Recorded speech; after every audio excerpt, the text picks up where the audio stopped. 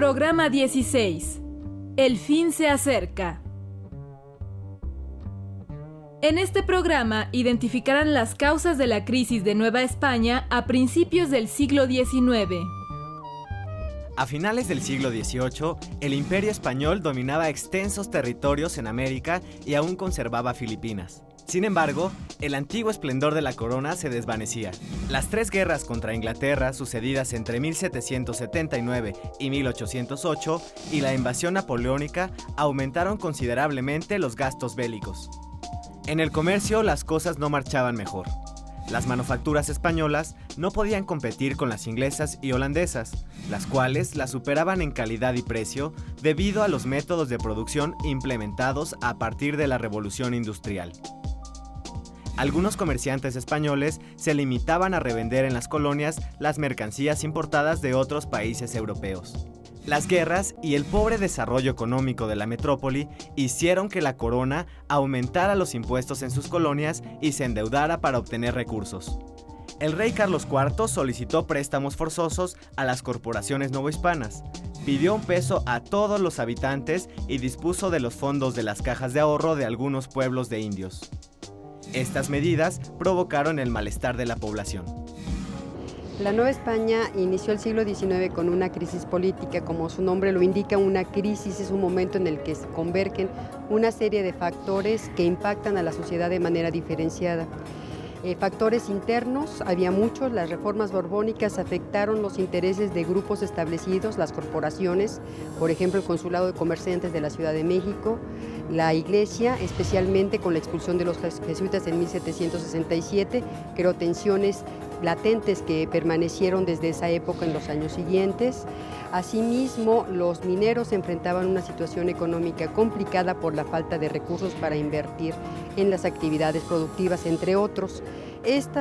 Elementos internos van a confluir con otros elementos de carácter externo. En 1808, las tropas francesas invaden España, toman prisionero al rey Carlos IV, a su hijo Fernando VII, y ambos abdican en favor del hermano de Napoleón, José Bonaparte. Esto crea vacío de poder en España.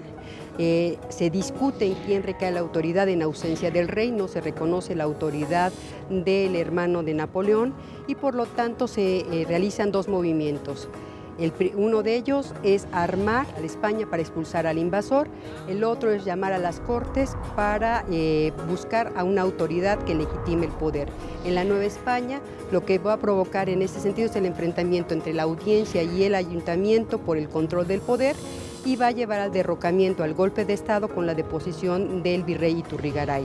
La ausencia de poder en ese sentido va a dar origen a la crisis política, a la reunión de criollos que van a conspirar en favor del establecimiento de una autoridad en manos del ayuntamiento y al conflicto entre estas dos instancias de poder, al que se va a unir en 1810 la insurrección de Hidalgo.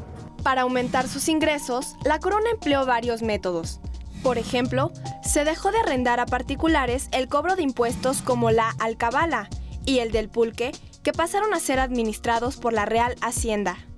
Otro método fue la creación de monopolios estatales como el estanco del tabaco. Comenzó controlando la producción y venta del tabaco en rama, señalando los lugares en donde se podía cultivar y fijando su precio. Con el tiempo también monopolizó la fabricación, creando la Real Fábrica de Puros, y la venta, que solo podía realizarse en los estanquillos. El estanco del tabaco afectó no solo a los productores, sino a sectores de población marginada que fabricaban cigarros en sus casas. Las causas de la crisis económica tienen que ver con las reformas borbónicas. La corona española lo que intentó fue controlar sus dominios americanos, no solo en términos políticos, imponer su autoridad, sino en términos económicos, obtener el mayor beneficio posible.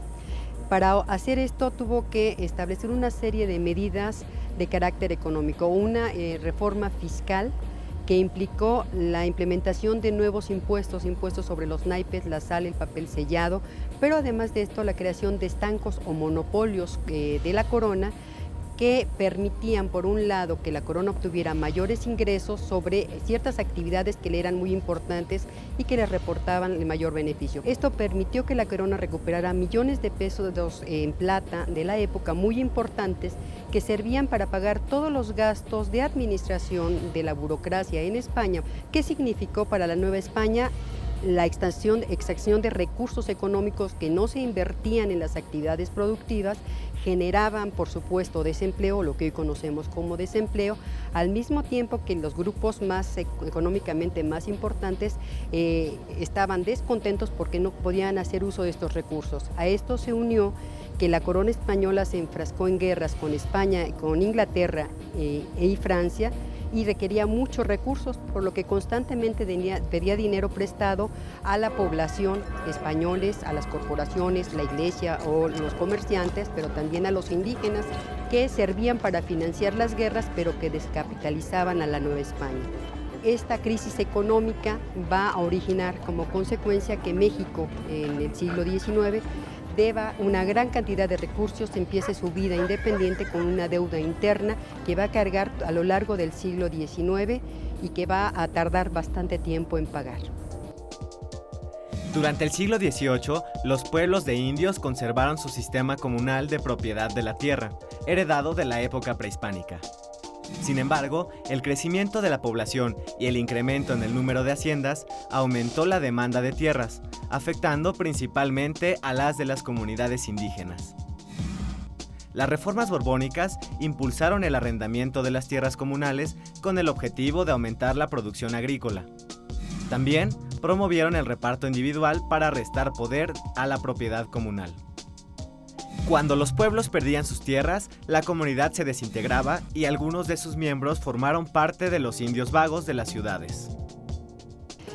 La corona española, al igual que quiso controlar a los funcionarios más importantes, de la igual manera que quiso tener el mayor beneficio posible a través de las reformas, en el afán de control de la población en general, asumió el establecimiento de colegios, de institutos, que permitieron un gran desarrollo del pensamiento ilustrado. El movimiento de la ilustración, el nombre de criollos ilustrados, tiene que ver con el desarrollo de, por ejemplo, la Academia de San Carlos. Los criollos se debatían buscando el reconocimiento de los peninsulares en el sentido de que eran capaces para gobernar y que tenían todos los conocimientos para hacerlo, que va a permitir la presentación de bibliotecas enormes, pero también el desarrollo científico y el conocimiento científico de la minería. Evidentemente, en términos de la educación, estamos hablando de una educación elitista que no llegaba a la mayoría de la población. La educación de las primeras letras, como se le denominaba, estaba a cargo de un conjunto de maestras que formaban parte del nobilísimo arte de contar, leer y escribir. Enseñaban los primeros rudimentos, entre ellos además el catecismo. Esto va a cambiar lentamente a lo largo del siglo XIX. A partir de 1812, los ayuntamientos, con la Constitución de Cádiz, van a tener la obligación de establecer una escuela de primeras letras para niños y para niñas. Antes de esto, la educación, podríamos decir, general para la mayoría de la población, en las ciudades quedaba en el ámbito de las escuelas amigas, que eran las que enseñaban las primeras letras. La educación superior, o el bachiller, va a estar a cargo de los institutos y algunas cosas como de la Real y Pontificia Universidad de la Nueva España. Uno de los objetivos principales de las reformas borbónicas fue disminuir el poder de las corporaciones, y la más poderosa en Nueva España era la Iglesia. La cédula sobre enajenación de bienes raíces confiscó las propiedades que la Iglesia tenía hipotecadas a su favor, las cuales fueron vendidas y el dinero de esta venta fue tomado por la corona. Pero la reforma no terminaba ahí. La corona también se apropió del dinero de la Iglesia capital que solía invertirse en préstamos a agricultores, mineros y pequeños comerciantes. A los deudores de la iglesia, el gobierno virreinal les exigió el pago de la deuda en plazos muy cortos. Esto contribuyó al descontento general. Las causas de la crisis social es hablar de una crisis generalizada.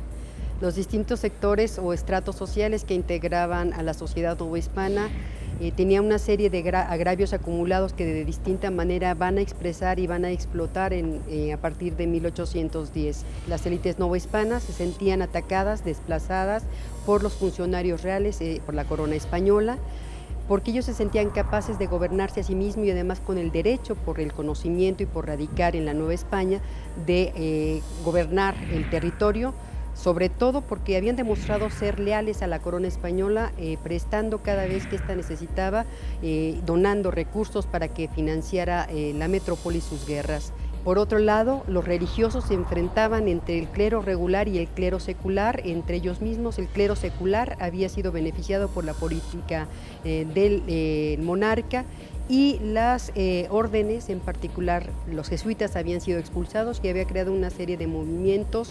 Por otro lado, los mineros, que habían invertido grandes cantidades de recursos para activar la producción de la plata, se tardaron muchos años, décadas, para recibir los beneficios de la inversión de sus capitales.